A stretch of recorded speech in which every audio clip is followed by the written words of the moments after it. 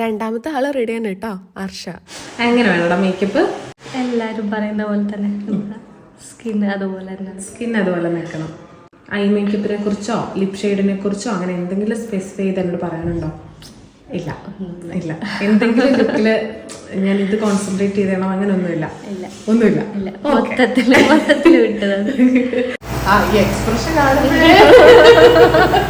ഇതത്ര സുഖമുള്ള പരിപാടിയാണ്. നമ്മുടെ ഹർഷയ്ക്ക് എയർ ബ്രഷ് മുഖത്തടിച്ചപ്പോൾ ഇതായിരുന്നു കേട്ടോ എക്സ്പ്രഷൻ. ഈ നിൽക്കുന്ന ആളാണ് എന്നെ സജസ്റ്റ് ചെയ്ത് ഹർഷയ്ക്ക് കൊടുത്തത്, ഹർഷയുടെ മാമി. ഇതൊക്കെ കേൾക്കുന്നതല്ലേ നമ്മുടെ ഒരു സന്തോഷം. ഇഷ്ടായടാ?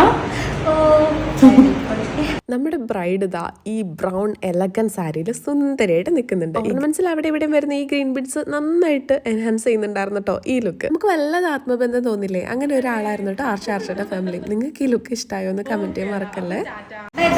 Bye bye.